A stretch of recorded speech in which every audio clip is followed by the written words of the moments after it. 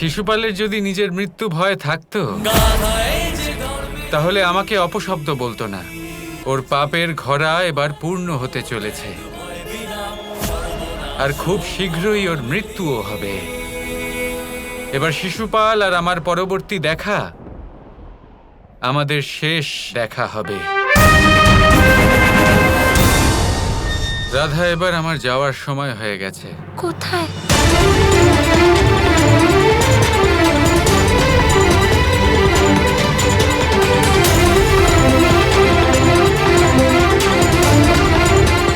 ইন্দ্রপ্রস্থ, ধর্মস্থাপনের পরবর্তী অধ্যায়। পাণ্ডবরা ইন্দ্রলোকের ন্যায় ইন্দ্রপ্রস্থের নির্মাণ কাজ সম্পূর্ণ করেছে। আমি সেই ইন্দ্রপ্রস্থেই যাচ্ছি। আমাকে সাথে নিয়ে যাবে না? যেখানে কৃষ্ণ আছে সেখানে রাধাও আছে, আর এটাই হলো পরম সত্য। রাধা, আমি সর্বদা তোমার সাথে আছি কৃষ্ণ। তুমি তো জানো তুমি আমায় কোথায় খুঁজে পাবে। এখানে দেখো, তোমার হৃদয়ের মধ্যেই রাধা আছে।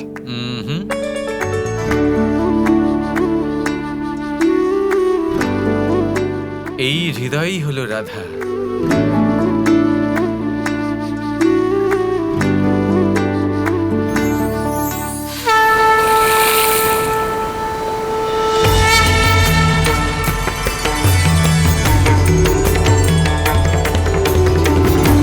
এবার আপনারা সংকল্প নিন।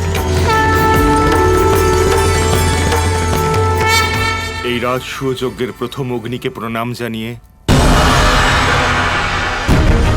তাকে সাক্ষী রেখে আমি রাজার ধর্ম পালনের প্রতিজ্ঞা করলাম। এই রাজসূয় যজ্ঞের মাধ্যমে আমি এখানকার রাজা হব, আর ইন্দ্রপ্রস্থ একটা স্বতন্ত্র রাজ্য হবে। আমি সংকল্প নিলাম যে আমি ইন্দ্রপ্রস্থের প্রজাদের প্রতি আমি ন্যায়োচিত এবং নিরপেক্ষভাবে রাজার দায়িত্ব পালন করব। এই রাজ্যের প্রজার মঙ্গল আমার কাছে সর্বোপরি হবে। আমি আমার মনকে সকল প্রকার বিকার, হিংসা এবং অভিমানের আবেগ থেকে মুক্ত রাখব, আর সকলের প্রার্থনা আর আবেদন ধর্ম অনুসারে বিবেচনা করে তার নির্বাহন করব। আমার স্মরণে আসা কোনো ব্যক্তিকে, কোনো আবেদনকারীকে কখনো ফিরিয়ে দেব না।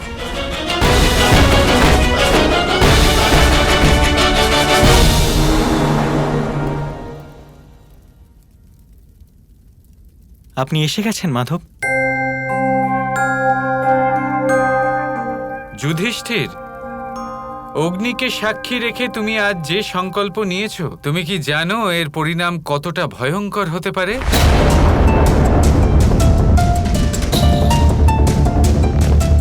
আমি তো শুধু নিজের প্রজা আর মানবতার প্রতি নিজের দায়িত্ব পালন করলাম শ্রীকৃষ্ণ।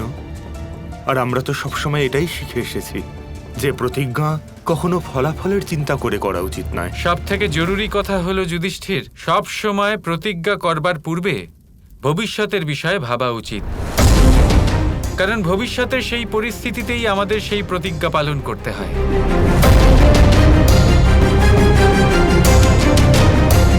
এবার যা হওয়ার তা হয়ে গেছে যুধিষ্ঠির, তুমি তোমার কর্ম করে দিয়েছো। শুধু এটা মনে রেখো যে এই প্রতিজ্ঞা পালন তোমাকে সবসময় করতে হবে, এর নির্বাহন তোমাকে সবসময় করতে হবে। নিশ্চয়ই শ্রীকৃষ্ণ। ঠিক আছে।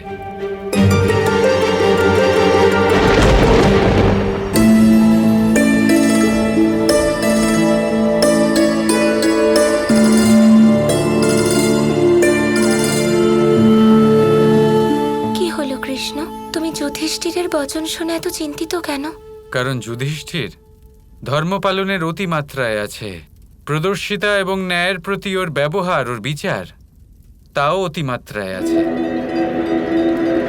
আর এই ন্যায়প্রিয়তার জন্যই নিশ্চিত রূপে রাজসূয়ের এই পবিত্র যজ্ঞে অধর্মী শিশুপাল এবং দুর্যোধনকে নিশ্চয়ই নিমন্ত্রণ জানাবে। কিন্তু যখন আয়োজন এত পবিত্র, তখন ওদের সবার আগমনে সমস্যা কোথায়? রাজনীতি, ধর্ম স্থাপনার রাজনীতি হলো অত্যন্ত গুরুত্বপূর্ণ রাধা। আর রাজনীতি এটা বলে যে কখনো আমাদের দুই শত্রুকে একসাথে আমাদের গৃহে রাখা উচিত নয়। যদি আমরা সেটা করি তাহলে সেই দুই শত্রু আমাদেরই ক্ষতি করার চেষ্টা করবে। ব্যাস সেই নিয়েই একটু চিন্তা হচ্ছে।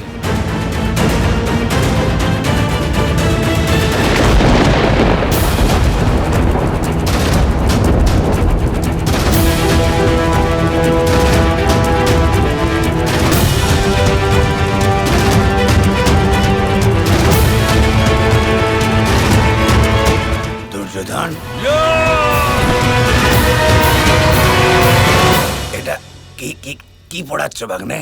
ওই পাণ্ডবদের রাজসূয় যজ্ঞের আমন্ত্রণ। আমাদের এত ঘোর অপমান করার পরেও, আমার বাগদত্তাকে নিয়ে পালিয়ে যাবার পরেও ওই পাণ্ডবদের এত দুঃসাহস যে ওরা আমাদের রাজসূয় যজ্ঞের আমন্ত্রণ পাঠাচ্ছে। দুর্যোধন, এই তোমার রাগ না একদিন সবকিছু নষ্ট করে দেবে। কে বলেছে যে পাণ্ডবরা রাজা হবে? ইন্দ্রপ্রস্থ রাজ্য। নিয়মটা কি? রাজসূয় যজ্ঞে সবাইকে মানতে হবে, অর্থাৎ যতজন রাজা আছেন সবাইকে মানতে হবে। ইন্দ্রপ্রস্থ একটা রাজ্য, আমাদের সেইখানে উপস্থিত থাকা প্রয়োজন। আমাদেরকে তো কেবল পাণ্ডবদের অপমানিত হতে দেখতে হবে। চলো, ধরে নিচ্ছি কিছু রাজা যারা আছেন তারা পাণ্ডবদের রাজা মেনে নেবেন, ইন্দ্রপ্রস্থকে রাজ্য মেনে নেবে। কিন্তু একজন রাজা আছে দুর্যোধন, যে পাণ্ডবদের কখনো রাজা বলে মানবে না। কে সে? শিশুপাল। জরাসন্ধের মৃত্যুর পরে রেগে বসে আছে এই শিশুপাল। কৃষ্ণের ওপর, পাণ্ডবের ওপর, পাণ্ডবদের বিরুদ্ধে আমাদের এই খেলাতে আগ্নেয়াস্ত্র হবে এই শিশুপাল। ওই পাণ্ডবদের আগুনের শিখায় ঝলসাতে দেখার জন্য আমি ইন্দ্রপ্রস্থ কেন, ইন্দ্রলোকেও যেতে রাজি আছি।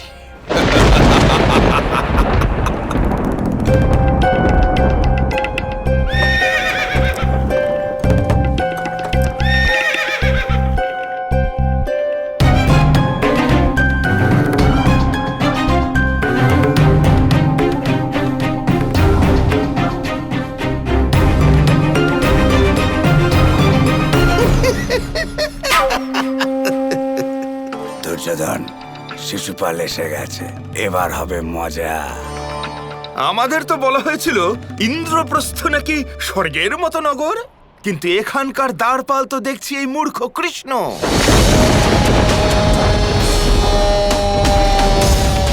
যে নগরের দ্বারপালই এত তুচ্ছ, তাহলে সেই শিশুপাল, নিজের জিভকে সংযত করো। চুপ! তুই চুপ কর কৃষ্ণের চাটুকার। যেখানে তোর এই কৃষ্ণেরই আমার সামনে কোনো অস্তিত্ব নেই, সেখানে তুই কে? তুই শুধু সংসারে ওর আশেপাশে ঘুরে বেড়া, ব্যাস। তোকে শুধু সেটাই শোভা দেয়। শান্ত হও পার্থ। ওর কথা বলা আবশ্যক, ওকে বলতে দাও। বাহ মামা, বাসুদেব, কৃষ্ণ আর অর্জুনের এমন অপমান দেখে মন শান্ত হয়ে গেল, আনন্দ পেয়ে গেলাম। এটা তো কেবল ঝলক ভাগ্নে, আসল আনন্দ তো যজ্ঞের ময়দানে। তাহলে এটাই ইন্দ্রপ্রস্থ, রুক্ষ এবং শুষ্ক ধরনী। পাণ্ডবেরা তো অনেক অভিজ্ঞতা অর্জন করে নিল, কিন্তু তোমার নগর কোথায়? মাটির নিচে পাতালে বানিয়েছো নাকি তোমার রাজ্য? দৈব স্থান দেখার জন্য দৃষ্টির প্রয়োজন দুর্যোধন। আর আমি তোমাকে এটাই পরামর্শ দেব যে নিজের দৃষ্টি সবসময় বজায় রেখো, যেন এমন কিছু না হয় যার ফলে অনর্থ হয়ে যায়। কৃষ্ণ কৃষ্ণ কৃষ্ণ কৃষ্ণ কৃষ্ণ